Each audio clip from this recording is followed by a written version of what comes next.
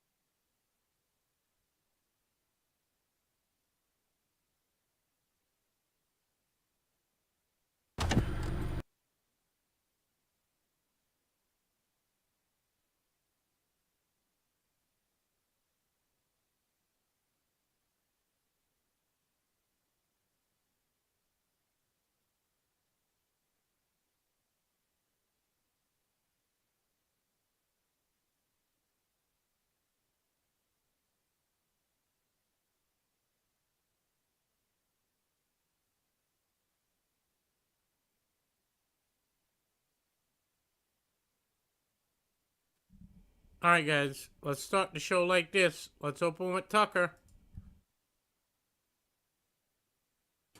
Oh, good evening and welcome to Tucker Carlson. Tonight, on April 24th of last year, and you may have missed this, the state of California finally achieved what the green movement has dreamt about for decades. It happened. The State Energy Authority in California was able to generate 95% of its total power from entirely renewable sources. They said it couldn't be done. We said it couldn't be done. But just months into the Joe Biden administration, California did it. Quote, "It sends chills down my spine," announced Elliot Mainzer, who runs California's biggest power grid. "It's amazing. We're making a real dent in the state's carbon emissions." April 24th, 2021, ladies and gentlemen, remember that date. It's a moment that will live alongside Thomas Edison's invention of the incandescent light bulb, alongside Neil Armstrong's stroll on the surface of the moon. It is a day we saw a glimpse of humanity's future. That's what the news accounts told us. But actually, there were some caveats to this achievement. For starters, April is not the time to test a power grid. It's the most temperate month of the year, when electricity use is at its lowest. Nor was the grid in question statewide. It didn't, for example, supply power to Los Angeles, which is by far the biggest city in California. And now that we're being honest, it wasn't entirely renewable. As the LA Times conceded in a far lower paragraph, despite its press release about renewables, the state of California was actually, quote, also burning a bunch of natural gas. Now, according to scientists, natural gas qualifies as a fossil fuel and is not technically renewable. And then there was this amazing but thoroughly downplayed fact.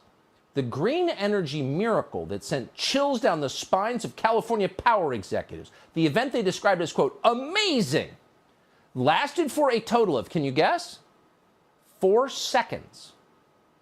Not days or hours, seconds. 4 seconds.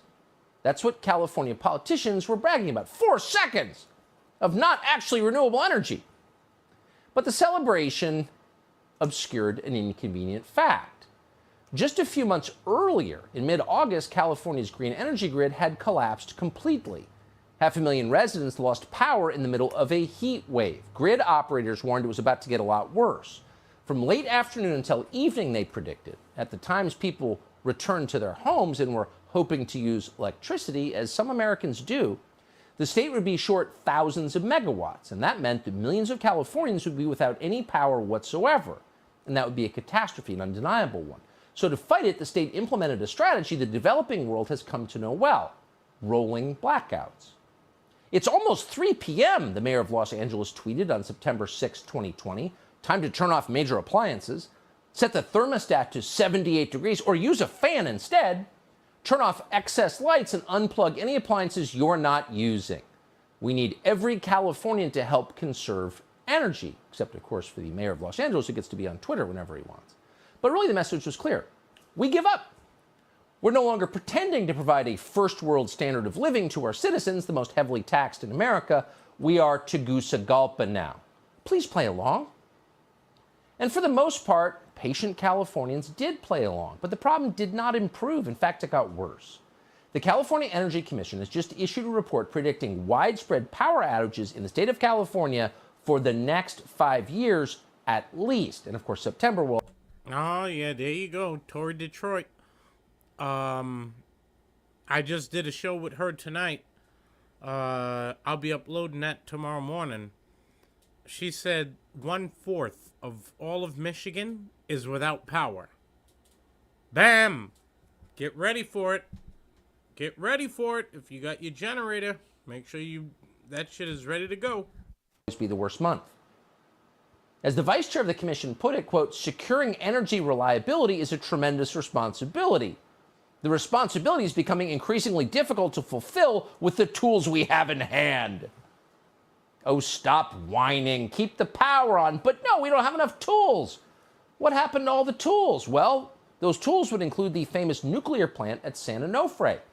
But that plant was shuttered a decade ago after 40 years of protests by green activists, supposedly on behalf of something called the environment, something with which they are personally unfamiliar.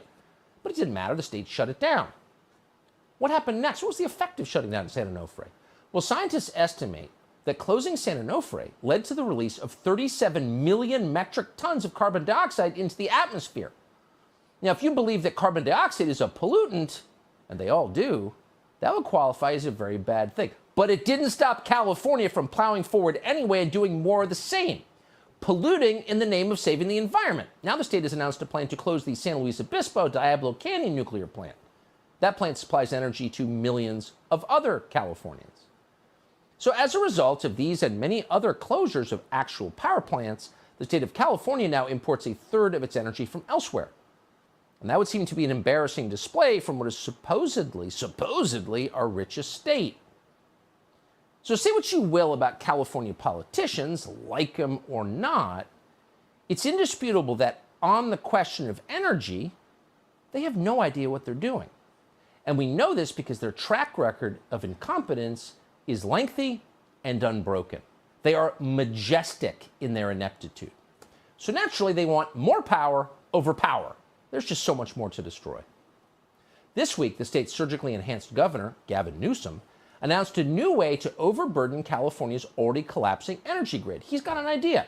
He wants to ban gasoline-powered engines and force everyone to drive an electric vehicle, a vehicle that has to be plugged into outlets that in the state of California no longer work.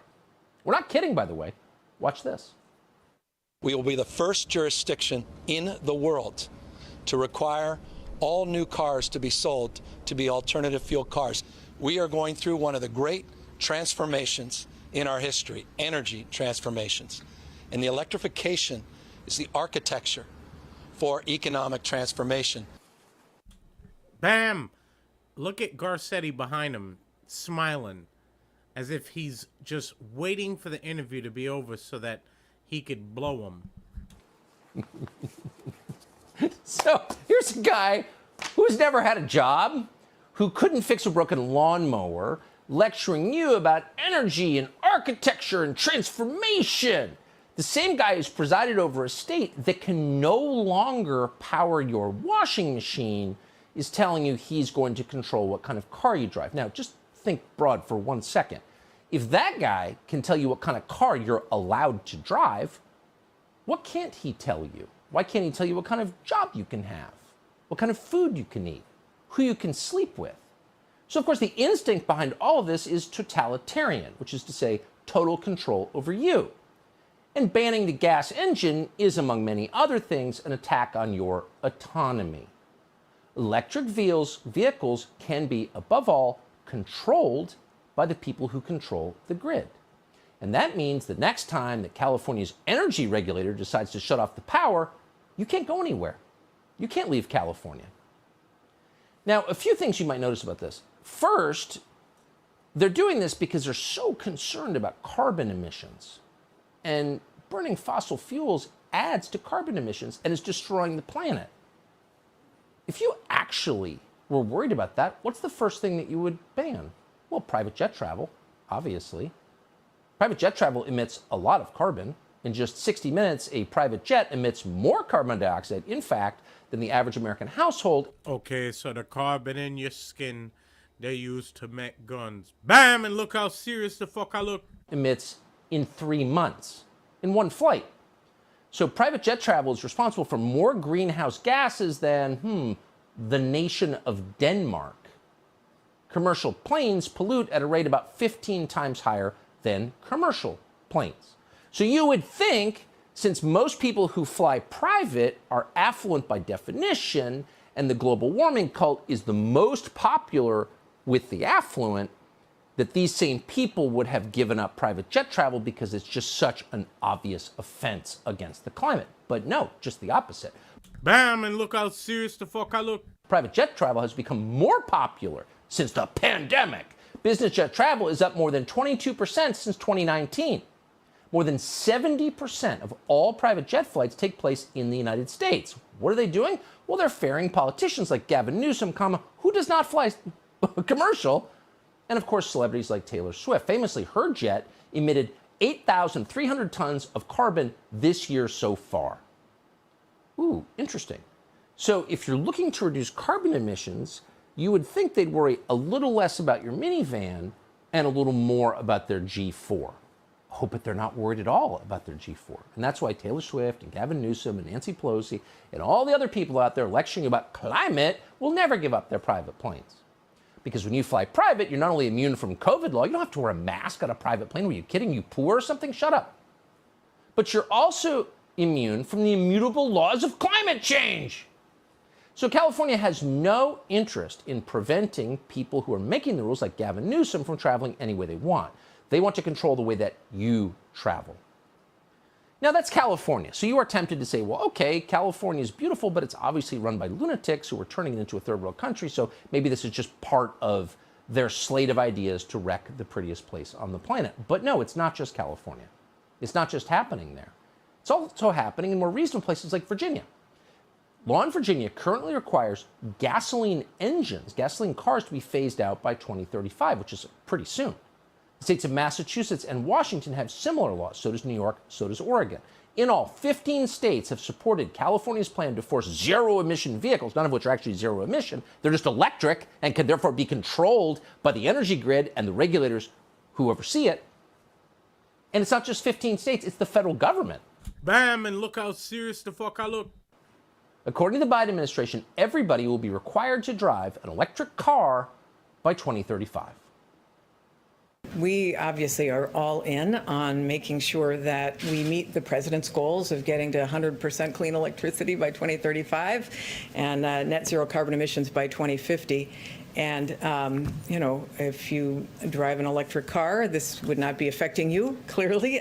There's no reason why you have to pay $4 or $5 a gallon for gasoline when you can have an all-electric vehicle. After waiting for a long time to have enough chips. Yeah, I know, guys. Let's just all go buy an electric vehicle.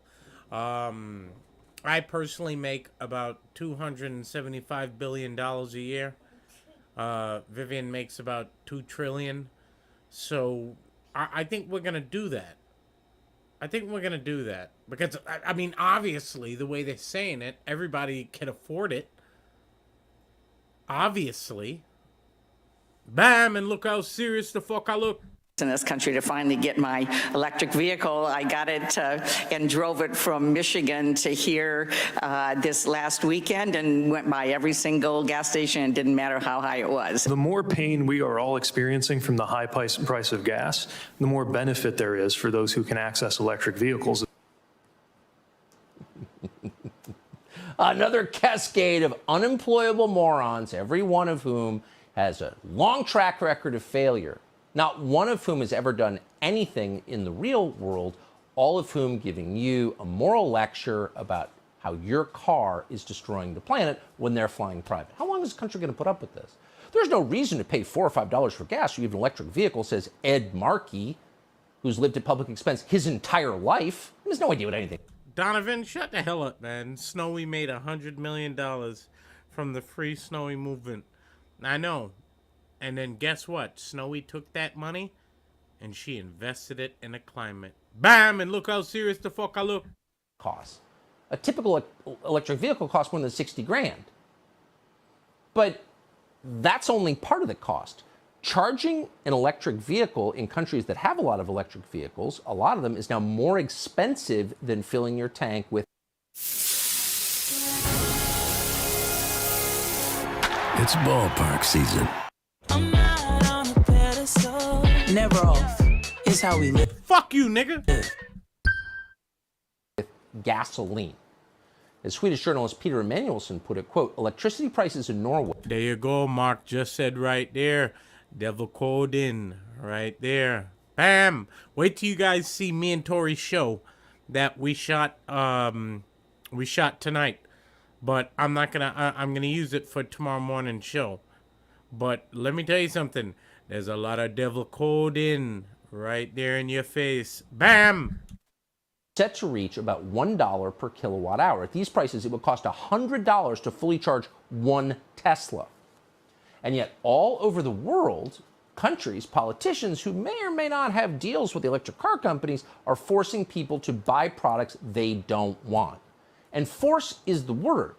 This is not a transformation that is taking place voluntarily, as it would in a democracy where people get to govern themselves and choose the way they live. No, This is being imposed by a small number of people on top, again, the revolution aimed downward, as always. A bank in Australia has announced it will be ending loans for gas vehicles. You just can't buy one. You can't finance it. The EU Parliament has just voted to support a ban on the sale of new gasoline and diesel cars beginning in 2035 in all of Europe. Okay, so Chuck just say, I will buy a damn donkey and call him Brandon before I buy an electric car. Bam! And look how serious the fuck I look. Now, Europe, as we told you last night, is a place where they're turning off traffic lights because they don't have enough energy to keep them on. So how is this going to work? Well, the fact it's happening at all is amazing. Take 3 steps back. Banning gasoline engines, which we have had for more than 100 years, which have completely defined modern society, and that if you're a normal person in this country and don't use the subway from the Upper West Side to Midtown every day, but actually drive like the overwhelming majority of Americans, this is the biggest change in your lifetime. Have you been consulted on it? Has there been a debate about it? No. All you hear is you must do this because it's good for the environment. But that's a lie. It's measurably a lie. Electronic vehicles are terrible for the environment. Roger McGrath took the time to spell it out recently in Chronicles magazine. As he noted, supplying the materials necessary for the battery of an electric car alone, just the battery, requires, and we're quoting, processing using fossil fuels, of course, of at least 50 tons of ores. Ooh, it takes a lot of energy to process ore. A single battery for an electric car needs at least, quote, 30 pounds of lithium, 60 pounds of cobalt, 130 pounds of nickel, 90 pounds of copper, 190 pounds of graphite, and roughly 500 pounds of steel, aluminum, magnesium, plastic. Graphite, aka graphene. Bam! And other materials, end quote. All of which are derived from mining. Oh, where's that mining going to take place? Well, in third world countries with no environmental regulations whatsoever. How is this good for the environment? Speak slowly so we can understand. And yet in California, under Gavin Newsom's new order, every vehicle would... Wait. Hang on, Donovan. Weren't you playing with Emily earlier?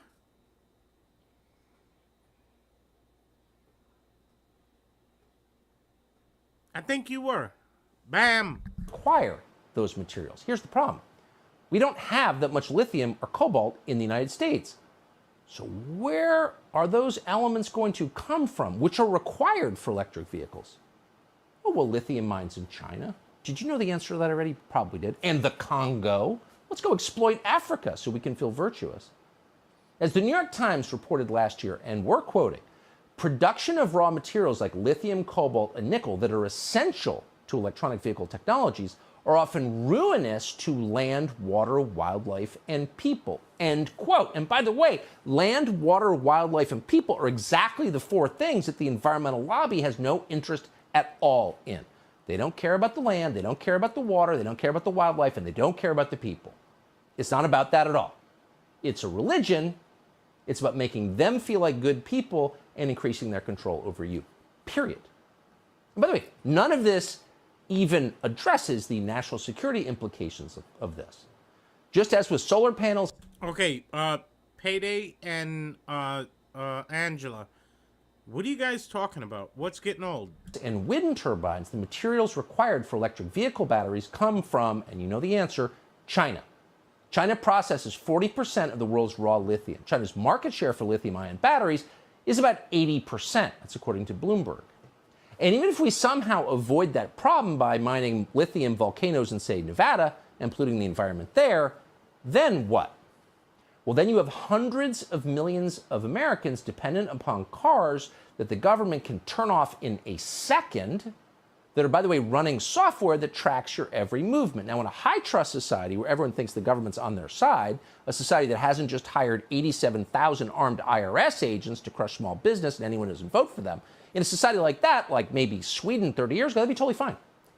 Oh, okay. All right, Payday. All right, Angela, I see what you guys are saying. Bam! Because we trust that they're on our side.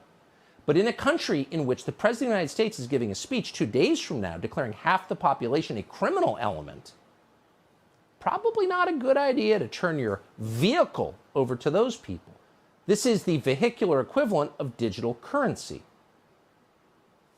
Electronic vehicles are a disaster for the energy grid a disaster for the environment, and a disaster for your personal autonomy. If this happens, it will represent the single biggest change in the way you and your family live in generations. And yet, no one's even talking about it. Glenn Youngkin, to his credit, is talking about it. He's the governor of Virginia. Subscribe to... All right. That's it. Hang on. Guys, look, you know I didn't want to be here too long, right? I only came here to watch Tucker's Open with you guys. I'm not supposed to be doing a live stream, but... Wait a minute. Oh, shit. Oh, shit. Donovan? Farmer? Is Farmer here, Vivian? I don't see her either. Donovan? You know what time it is, right? Thank you, Brian. Cue the motherfucking bass line.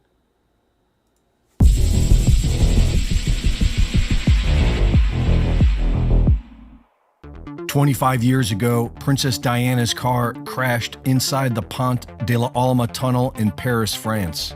Her lover, Dadi Fayed, died upon impact, along with the driver. And even though Diana survived, it took about 40 minutes to get her from the car to the ambulance. The official story was that they were trying to free her from the car, but several witnesses say that Diana was conscious and unobstructed. Photographs show that the back seat of the car was undamaged, and witnesses were pleading with the police to open the door and help her. Once in the ambulance, it took about 40 minutes for them to choose a hospital, and when they finally set off, the ambulance drove at a snail's pace and made several stops, taking about 40 minutes to drive less than 4 miles. Doctors were turned away, witnesses were strip-searched, cameras were confiscated. No evidence was gathered, no blood samples were taken, and by 3 a.m., the entire scene was sprayed down with high-pressure water hoses. Mercedes wanted to study the wreckage to see why it failed so badly, but they were denied. Diana's body was taken by the royal family, who had her reproductive organs removed before burying her remains.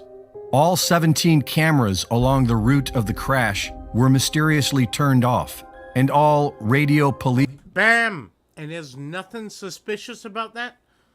That there's, what, no cameras? Just like there's nothing suspicious about Nancy Pelosi not wanting to release the videos of January 6th?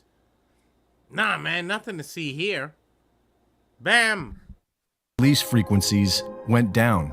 Witnesses were assaulted and threatened, and there was no investigation.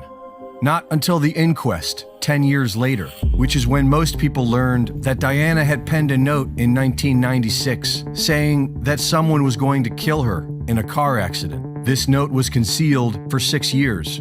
At the inquest, experts agreed that Diana would have survived if they had gotten her to a hospital. But the blame was put upon a military-style attack. According to witnesses, a group of motorcycles, along with a white Fiat Uno, worked in concert to crash the car. First, with a blinding flash of light, followed by an explosion from the front tire of the Mercedes. During the inquest, a former MI6 agent described being shown the very same plan in 1992 for a possible MI6 assassination of Slobodan Milosevic, and claimed it was MI6 who killed Diana. Because of all this, the inquest ended with the verdict of unlawful killing, blaming her death on the mysterious military hit squad. But the mainstream media spun the entire thing to make it sound like it was the paparazzi that caused her to crash, which is demonstrably false. And while there was no investigation into finding the members of this military hit squad, 3 years later, the alleged driver of the white Fiat, who had ties to MI6, reportedly committed suicide after being found shot twice in the back of the head and burned inside of his car. During the inquest, many things were kept from the jury, such as the fact that Diana's seatbelt was found to be defective and evidence of the car being sabotaged. Interestingly, these things would have brought more suspicion towards Dadi's father, Mohammed Al-Fayed, who, after turning down repeated offers from the French government to provide security, was solely responsible for Diana's security detail, and at the last minute had them leave their security detail in front of the hotel as a decoy and take a different car, a car that was recently stolen, broken, repaired, and never checked by security. Left with only one security guard, they were also assigned a new driver.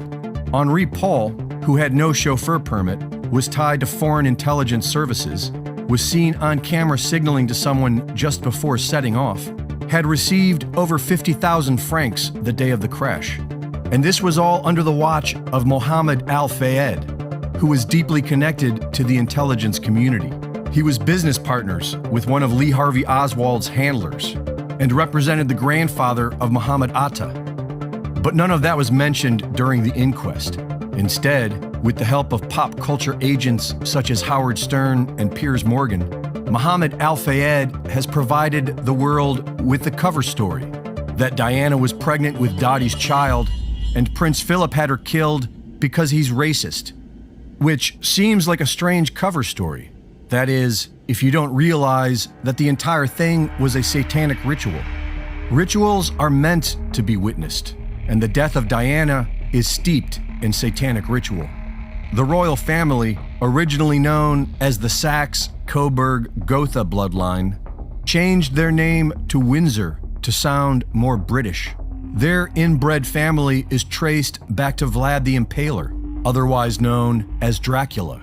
And with several proud Nazis in the family, including Prince Philip, the royal family is obsessed with pagan ritual and all things occulted. According to the carefully planned breeding of royal bloodlines, the marriage between Diana and Charles was for the Merovingian ancestry of Lady Diana to be seeded into the royal family. Diana was well aware of this and referred to herself as the Windsor Broodmare.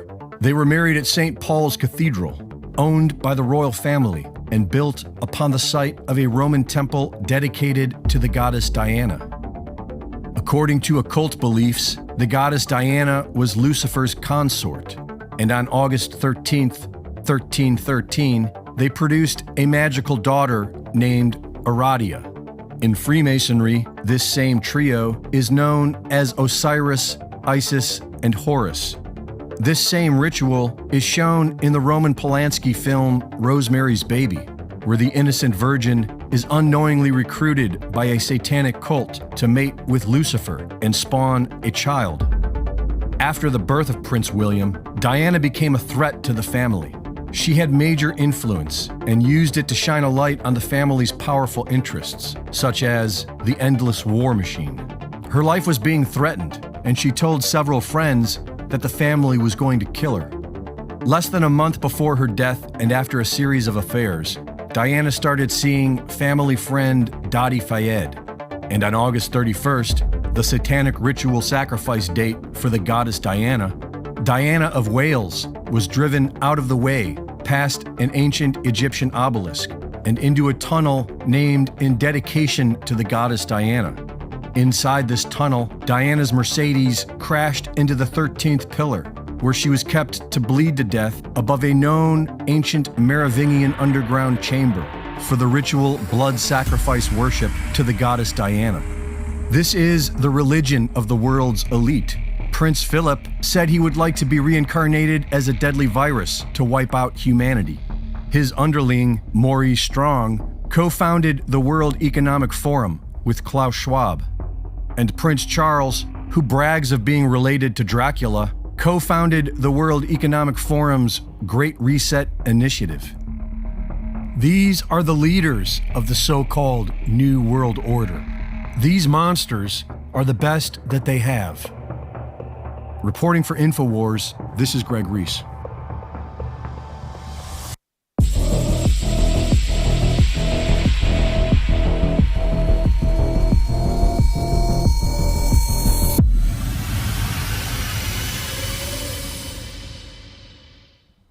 Thank you for watching the latest Greg Reese Report. Be sure to go to reesereport.com to see my latest video. All right, guys, that's enough. What do you call it? I'm wrapping it up for the night. I only came on to watch Tucker with you guys, and you guys got a little bit of Greg Reese. while we're at it. Alright? I love you all, but